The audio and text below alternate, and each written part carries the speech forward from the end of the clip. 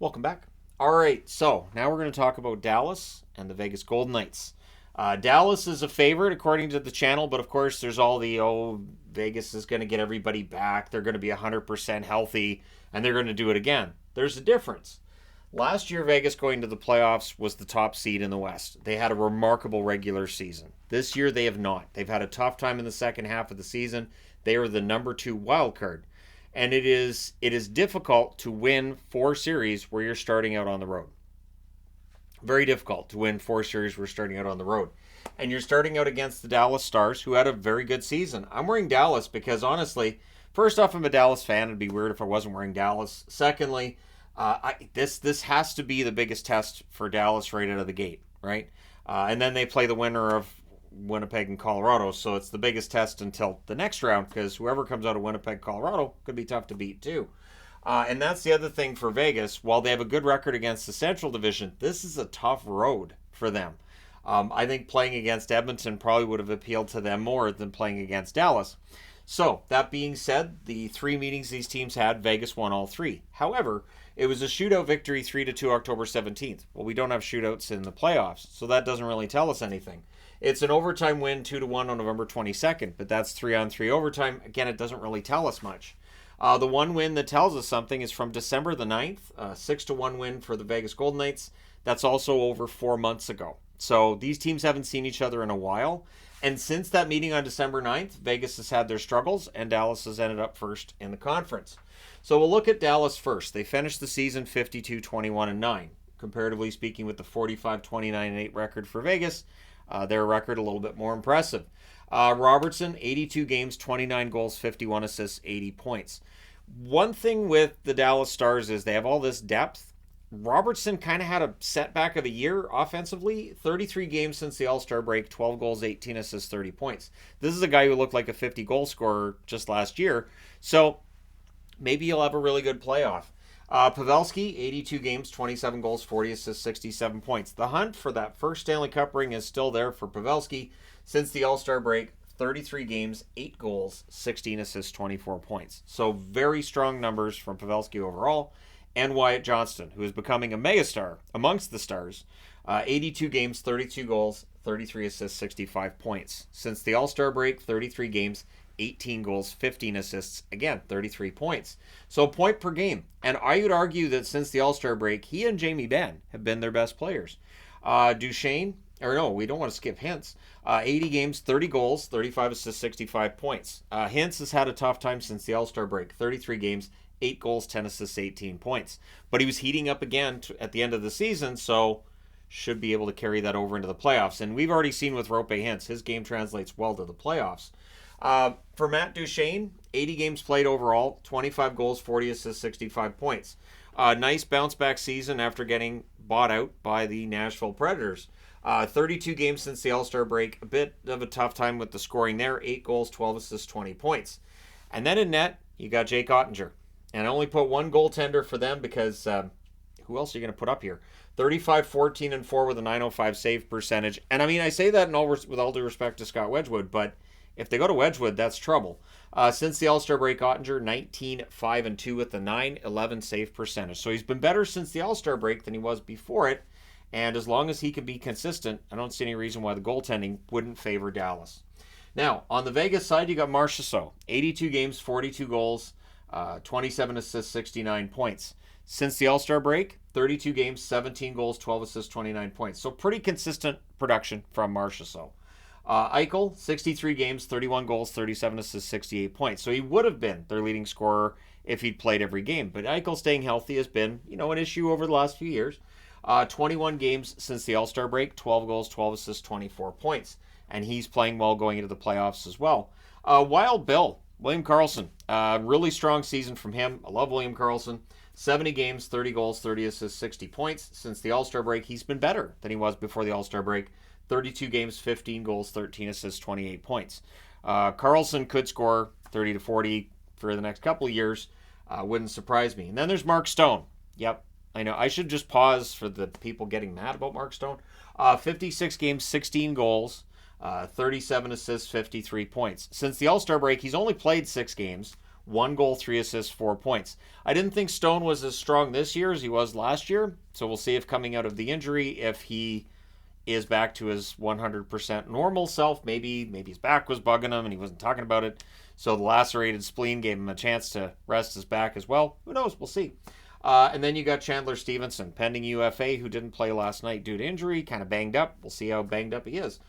75 games, 16 goals, 35 assists, 51 points. Since the All-Star break, 29 games, 8 goals, 17 assists, 25 points. Very hot and cold with Stevenson, though.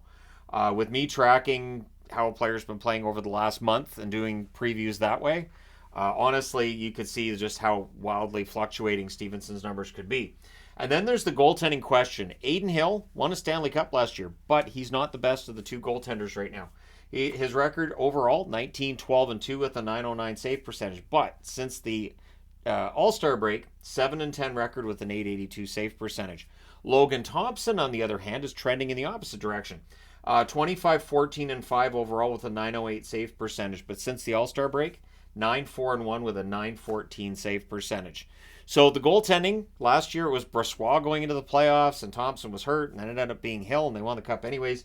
This year, again, the uncertainty around the net is there. So comparing these teams head-to-head, a lot of the numbers favor Dallas.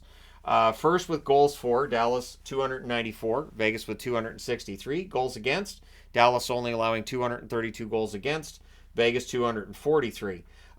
Dallas would have been in the running for the Jennings as well, but they had a rough patch there where they were allowing too many goals. Power play favors Dallas, 24.2%, comparatively speaking, with 20.2% for Vegas. Penalty kill favors Dallas, 82% for Dallas, 79.3% for Vegas. The hits favor Vegas. 2019 hits this year, 1,458 hits for Dallas. Block shots favors Vegas. 1,506 for Vegas, 1,225 for Dallas. I would imagine most of those 1,506 are from Alec Martinez. And then leading first, really, really important to Vegas, not nearly as important to Dallas. So leading first, Dallas 29-6-5 this season. When they trail first, 23-15-4. So Dallas, it doesn't matter whether they score first or second, which is a testament to the amount of goals that they can put up in a game. On the other side of things, Vegas 31-9-5 when they score first. So excellent record scoring first. If they don't score first, 14-20-3. So the first goal is really important for Vegas. It's not as important for Dallas. Keeping in mind that when Vegas scores first, they have a really good record. Dallas has had their share of comebacks. Should be entertaining. If it's a one-goal game, that favors Vegas. 607 is their points percentage, 575 for Dallas. If it's a two-goal game, it wildly favors Dallas. 800 points percentage in a two-goal game, 471 points percentage for Vegas. If it's three or more goal difference, then that favors Dallas. 656 points percentage, Vegas at 541. As I said, the channel vote is leaning towards the Dallas Stars, 74% of the vote towards Dallas. I'll throw my hat in there with that too. In 2020, Dallas went all the way to the final. They lost 4 games to 2 against Tampa Bay in that final. 2021, they did not make the playoffs. That was the year that they lost so many games in overtime or shootouts. 2022, in round 1, they lost 4 games to 3 against Calgary. 2023, so last year, they lost in the conference final against Vegas in 6 games. So looking for a little measure of revenge. On the Vegas side of things, of course, 2020, they go to the conference final. They lost in 5 games against Dallas. So these teams have split the 2 meetings they've had in the playoffs. 2021, in the semifinal, Vegas lost in a shocker, 6 games against Montreal. 2022, no playoffs for Vegas due to injury that year. And 2023, they won the Stanley Cup. So really wildly all over the place results for both of these teams. And so we'll see how it goes. Now, players I wanted to highlight outside the top 5, I have to mention Jamie Benn. He's been remarkable since the All-Star break. He ends up with 21 goals, 39 assists for 60 points in 82 games. Thomas Harley really took that next step this year. 79 games, 15 goals, 32 assists, 47 points.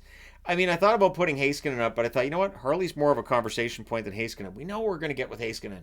And Stankoven. Stankoven will be really interesting to see how he deals with his first NHL playoffs. 24 games this year, 6 goals, 8 assists, 14 points. And honestly, he's so dynamic. He's good at both ends of the ice. Should be interesting come playoff time because his style of play should translate well to the playoffs. And then on the Vegas Golden Knights side of things, I put up Nick Raw, 70 games, 13 goals, 28 assists, 41 points. Raw had a really good year, a little bit snake bit around the net, but honestly, really, really good year. Pietrangelo, keep an eye on Pietrangelo come playoff time. 64 games, 4 goals, 29 assists, 33 points. He's missed time with injuries, as everybody has. And Mantha, 18 games, 3 goals, 7 assists, 10 points. They picked him up at the deadline with the playoffs in mind. And so we'll see how everything goes. And again, we'll see who's in the lineup, who's not, how many come off LTIR, and just how well the internet community of hockey fans handles that information and that news. But I'm ready. I'm ready for this. Whatever happens, congratulations to Dallas on being first in the conference this year, and should be fun. So let me know what you guys think in the comment section below. As always, don't forget to hit like and subscribe if you haven't done so already. Thank you guys so much for all your support. I will talk to you again soon.